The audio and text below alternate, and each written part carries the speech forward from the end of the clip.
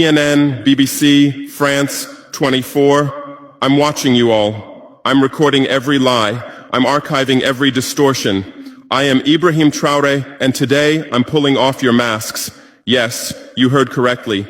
I, whom you call a young military junta leader, whom you brand as a dangerous radical, whom you serve up as an anti-Western dictator, am now telling you the truth. And this time you cannot turn off your microphones. This time you cannot turn away your cameras. This time your editors cannot cut this speech, because the world you monopolize no longer exists. Because millions will hear these words now, without passing through your filters, without being subjected to your distortions, without being muddied by your lies. I am 34 years old. Every day of my life, I grew up with your lies. As a child, I would watch Africa on television. Always the same images. Children with flies, dry lands, weapons, death. This is Africa, they told us. This is what Africa is. And we believed it. We were ashamed of ourselves. We were ashamed of our own lands, of our own people. But then I grew up. I read, I researched, I questioned, and I understood that the Africa you showed us wasn't real. The story you told us was a lie. The fate you imposed on us was a script you had written. For years, how have you portrayed Africa? How have you shown it? How have you sold it to your viewers? As if we were creatures who had no share of humanity, as if we were savages left outside of civilization, as if we were wretches waiting for you to save us. Every day, every hour, every minute, the same story plays on your screens. Hunger, war, disease, corruption, terror, chaos. These are the words that come to mind when Africa is mentioned.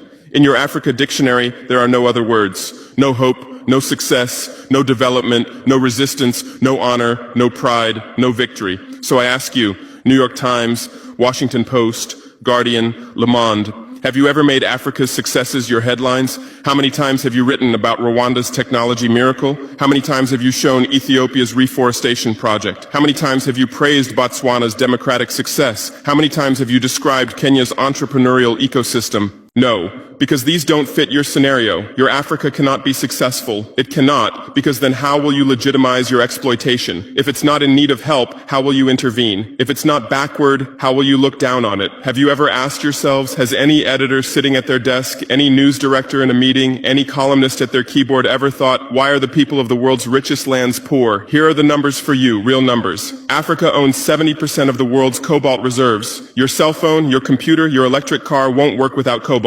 This cobalt comes from Congo, but Congolese can't afford cell phones. Africa owns 90% of the world's platinum reserves. Catalytic converters, electronic devices, medical implants, they all need platinum. This platinum comes from South Africa, but South Africans are crushed by unemployment. Africa provides 30% of the world's gold production. Mali, Burkina Faso, Ghana, Tanzania. Gold flows like rivers from our lands. But our people swim in poverty. Africa supplies 65% of the world's diamond production. Botswana, Angola, Congo, Sierra Leone, billions of dollars worth of diamonds are extracted, but our miners live on $1 a day. Africa owns 35% of the world's uranium reserves. Niger, Namibia, South Africa. Nuclear plants run on our uranium. Paris lights burn with our uranium. But our villages have no electricity. And you still ask, why is Africa poor? No, the right question is, how was Africa kept poor while being so rich? Here's your answer. Colonialism didn't end. It changed shape. You used to come and occupy our lands. Now you come and establish companies. You used to take by force. Now you make agreements. You used to rule with the whip. Now you rule with credit. Let me give you concrete examples. With numbers, names, dates, but you'll never write about these. Glencore, Swiss-based mining giant, extracting cobalt in Congo. 2022 revenue, $256 billion. Tax paid to Congo, $500 million. That's 0.2%. Is this justice? Rio Tinto, British-Australian mining giant, extracting bauxite in Guinea, 20 million tons annually. What's left for Guinea? Environmental pollution and cancer. Total, now Total Energies, French oil giant, extracting oil in Angola, Nigeria, Congo. 2022, profit, $36 billion investment in Africa, dirty pipelines, Anglo-American, founded in South Africa but now in London. Diamonds, platinum, iron, taking everything. What it left in South Africa, 6 million unemployed miners. And these are just the tip of the iceberg. What about the invisible, the secret deals, the offshore accounts, the transfer pricing tricks? Every year, $88 billion in illegal money flows out of Africa. Who writes about this? Every year, $45 billion in aid comes to Africa. Everyone writes about this, but no one says Africa is not the continent receiving aid, it's the continent giving aid.